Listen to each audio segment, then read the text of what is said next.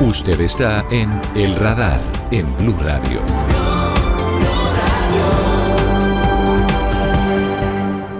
Esta ha sido una semana particular para el sector de la salud por varias razones.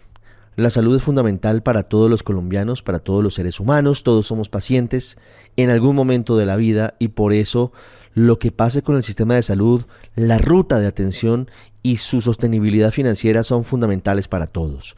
Y les cuento que ha sido una semana con muchas noticias porque comenzamos el domingo con la marcha en contra de las políticas del gobierno del presidente Petro, que estuvo acompañada por la manifestación de las batas blancas, viceministros, ministros, expertos, médicos, directores de clínicas, de hospitales, representantes de EPS. Mucha gente en esa marcha fue vinculada por cuenta de su rechazo al modelo que plantea el gobierno del presidente Petro para la salud frente a la forma en la que se está adelantando la reforma vía decretos y vía resoluciones. La segunda noticia tuvo que ver con el manual tarifario que se publicó en borrador en la página del ministerio y que despertó muchísima indignación y preocupación entre el sector médico y el sector de la salud en el país porque evidentemente, lo reconoce luego el propio ministro Guillermo Alfonso Jaramillo, eran cifras que estaban muy mal indexadas, pero causó mucha preocupación entre el gremio médico. Y terminamos con noticias que tienen que ver con la decisión de las EPS sobrevivientes hoy, tanto del régimen subsidiado como del contributivo, de sumarse al proyecto que el gobierno presentará en los próximos días, una nueva reforma a la salud en el Congreso, en el que aceptan transformar sus funciones hacia las gestoras de salud y vida, hacia esa figura, con muchas dudas todavía frente a lo que viene para el sector de la salud, por supuesto, porque no han sido escuchados todavía los pacientes, ni los médicos, ni otras agremiaciones. Hoy he querido invitar a una de las personas que más conoce del sistema de salud en Colombia para que nos ayude a entender qué está pasando y nos dé su concepto sobre esta nueva reforma. Hablo de la ex viceministra de Salud, Carmen Eugenia Dávila, expresidenta de Gestar Salud. Doctora Dávila, bienvenida, gracias por estar con nosotros. Buenos días, Ricardo, muchas gracias por esta invitación. ¿Cómo analiza usted lo que está pasando con el sector salud en esta coyuntura? Si lo vemos, son muchas noticias en poco tiempo que seguramente van a tener incidencia sobre el futuro de la atención a todos los colombianos. Digamos que yo lo veo como un escenario que no es lo deseable. Se hunde una reforma por el debate en el Senado de la República y el gobierno decide continuar una conversación con las EPS, con algunas, y llega a unos acuerdos que se conocen en esta semana. Esos acuerdos que son pues acuerdos con actores parciales, digamos, si bien las EPS son un eje importante del Sistema General de Seguridad Social en Salud, no lo son todo, ni son los actores esenciales. Los actores esenciales aquí son los pacientes, los usuarios, las personas de las clases medias que no tienen posibilidad de acceder a un seguro privado y que recurren usualmente al sistema para atender cualquier situación de salud. Entonces, me parece que es inconveniente este manejo de los acuerdos. Si bien el ministerio ha dicho que se pondrá a consideración ese proyecto del Congreso de la República y que dentro de ese proceso se dará un debate, pues lo ideal y de cara a lo que ya sucedió con el primer proyecto, pues no sería que puedan participar los pacientes, los usuarios antes de la radicación. Y también otros agentes que son importantes dentro de la cadena de prestación de servicios, como por ejemplo los prestadores de servicios de salud, los operadores logísticos de medicamentos. Ahí hay que tener en cuenta que uno de los grandes problemas tiene que ver con la distribución de medicamentos. Las facultades de medicina que tienen que formar el talento humano tienen que participar aquí para que puedan aportar con soluciones. Entonces, creo que se repite un procedimiento que no fue aceptado por la comunidad, por la gente, por los usuarios de este sistema. ¿Cómo se puede interpretar el hecho de que algunos de los representantes o de las voces de las EPS estuvieran en las manifestaciones contra el gobierno en los últimos días, tal vez algunos de ellos el domingo, y pocos días después hayan aceptado formar parte del sistema de salud que plantea el gobierno?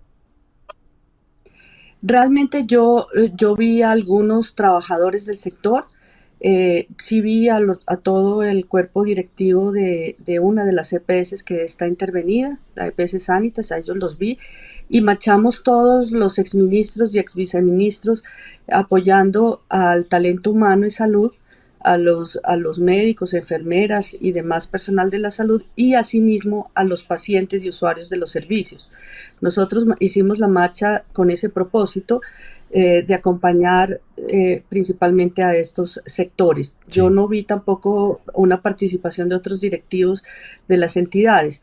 Creo que digamos, es difícil juzgar el camino que recorren las EPS y que se ha dado a conocer a la opinión pública, pero digamos, en mi sentir hay muchas voces, incluida la mía, que uno desearía que hubiera sido distinto, lo que ya mencioné, y además pues que fuera un poco más claro el proyecto, porque se parte de lo mismo que ya había sido hundido en el Senado de la República, en la Comisión Séptima, que hubiera sido más claro en el sentido de que se precisara qué problemas se quiere resolver. Aquí los problemas están sobrediagnosticados, pero las soluciones que se plantean en ese proyecto me parece que no cubren o no solucionan los problemas diagnosticados, y por otro lado, en algunos casos no son la solución más idónea. Me quiero referir al tema de las funciones de las gestoras de salud y vida. Sí. Se habla le voy a preguntar sobre eso, doctora Carmen, porque se ha conocido un borrador de proyecto de ley que sería el que presentaría el gobierno al Congreso de la República. 48 artículos, mucho más compacto, menos farragoso que el que había presentado la exministra Carolina Corcho, y se delimita cada una de las 12 funciones, los deberes de las EPS en su transformación hacia las gestoras de salud y vida. ¿Cómo ve ese proyecto, doctora Carmen?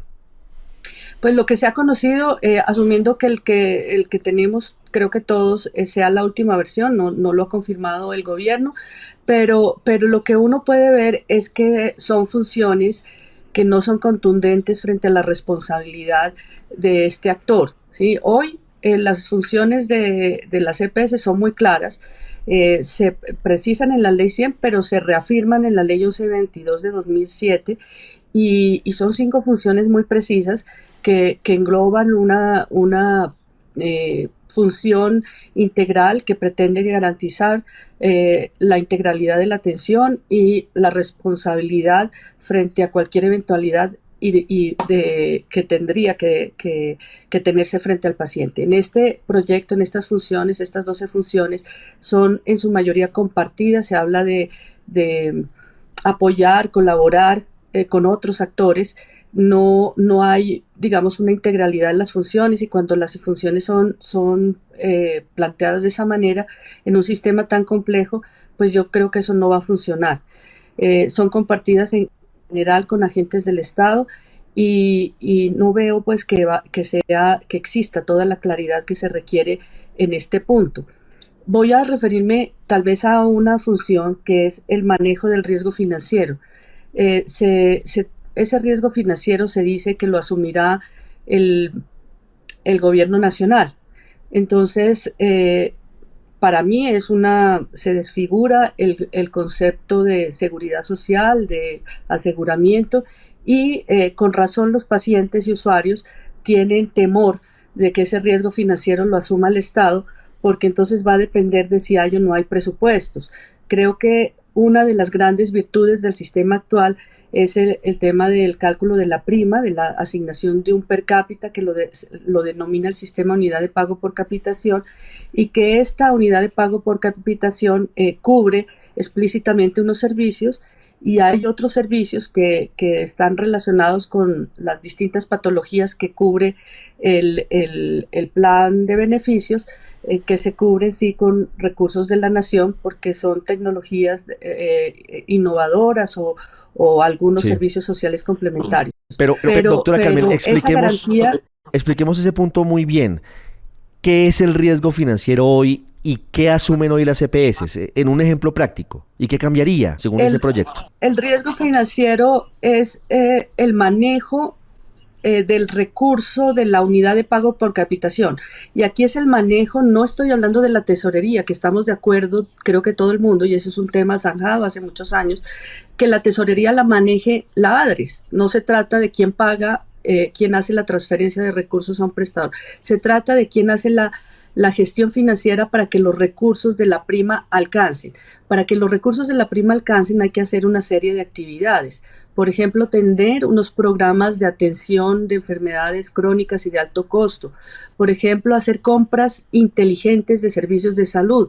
Esto quiere decir comprar a los mejores precios para armar una red que cubra todas las patologías y los servicios que están definidos en el plan de beneficios, y a las EPS tienen que hacer con sus notas técnicas, con la información actuarial que tienen que hacer alcanzar este recurso.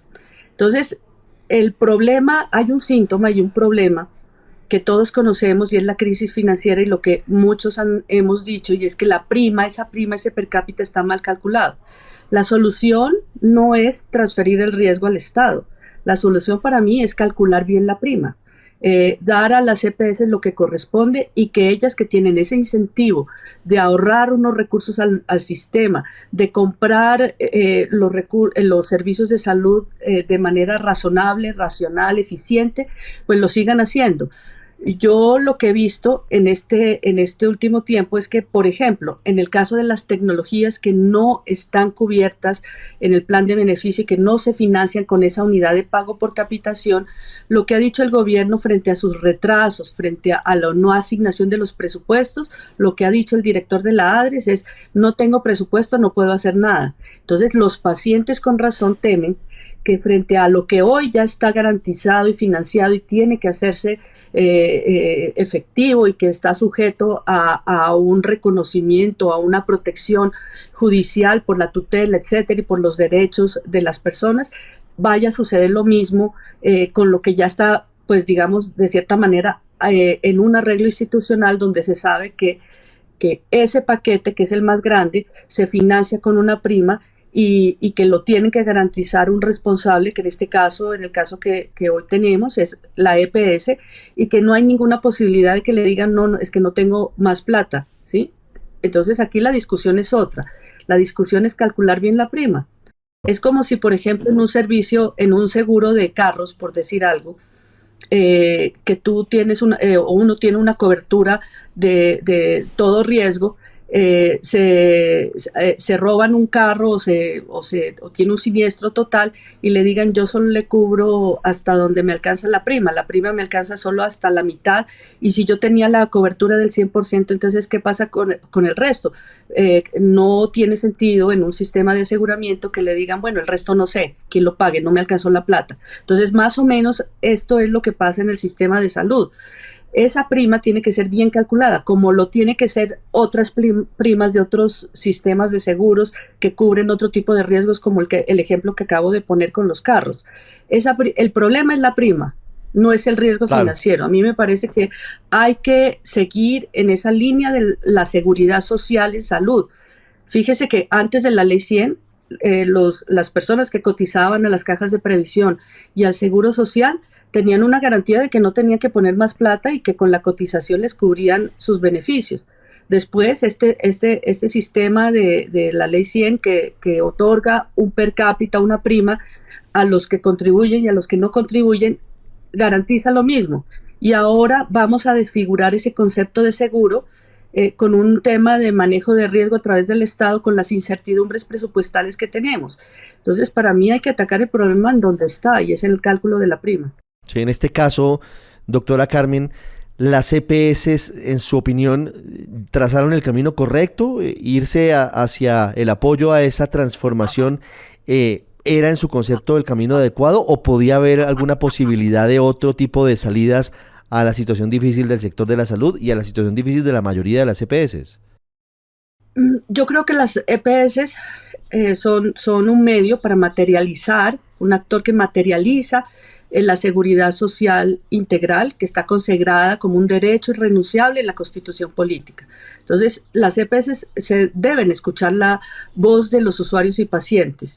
Esta es una reforma que no la quieren los pacientes y no la quieren ni los pacientes, ni los usuarios, ni los profesionales de la salud, ni las sociedades científicas, ni la academia. Entonces, esas voces hay que escucharlas. Aquí está de por medio un derecho, algo que nos toca a todos. Entonces, los acuerdos parciales pues pueden dejar tranquila a una parte, a un actor, o medianamente tranquilo, porque no creo que estén muy tranquilos, pero al resto de la población no, se siente excluida de la discusión, y además, pues la razón de ser, que es el usuario, no está tenido en cuenta en este planteamiento. Entonces me parece que ese no es el camino que debe seguirse, y no quiero en esto atribuir una responsabilidad a las EPS, porque pues ellas seguramente atienden pues una responsabilidad que tienen hoy de sus organizaciones, y una invitación del gobierno nacional, pero en general el mensaje es que la sociedad no puede darse el lujo de repetir el mismo error. Ya vimos el camino transitado durante 1 año y medio. Yo no creo que se deba perder más tiempo en abordar las soluciones por donde es, atacando el problema con la solución correcta y no confundiendo los síntomas, las causas con el problema. Sí. Es la doctora Carmen Dávila, ex viceministra de Salud, expresidenta de Gestal Salud con nosotros. Doctora Carmen, quiero hacerle una última pregunta. ¿Cómo debería incluirse aquí la opinión de los pacientes, la opinión de las distribuidoras de medicamentos, de quienes los fabrican, de diferentes actores del sector que no están incluidos por ahora por parte del gobierno en el diseño de este borrador de texto de reforma a la salud? En una reunión que tuvimos con los ex viceministros y exministros y algunos actores importantes del sistema, hablábamos de un cabildo abierto. Estar en asamblea permanente, que el gobierno adopte una metodología, o el Congreso, quien tiene iniciativa de presentar este tipo de proyectos, adopten una metodología para que todos puedan participar. Yo creo que eso es lo que ha faltado y no se puede incurrir en el mismo error. Yo creo que hay que tener la mayor alerta para que este proceso no vuelva a ser excluyente como lo fue, y que todos los actores con sus organizaciones, ellos están organizados, por ejemplo, los pacientes en asociaciones, están los usuarios en las asociaciones de usuarios que son determinadas por la ley, su creación, están las sociedades científicas, están los médicos, la academia, todos tienen unas organizaciones que pueden ser representativas. Entonces hay que tenerlos en cuenta a todos hay que tenerlos en cuenta, y el sistema debería estar en una asamblea permanente de participación para construir esos acuerdos que tienen que ser incluyentes. Sí.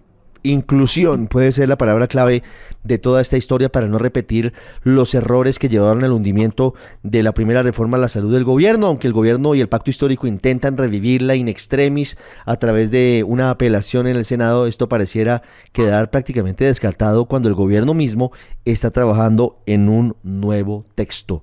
Doctora Carmen, muchísimas gracias por estos minutos. Gracias, Ricardo, un placer. Hasta luego.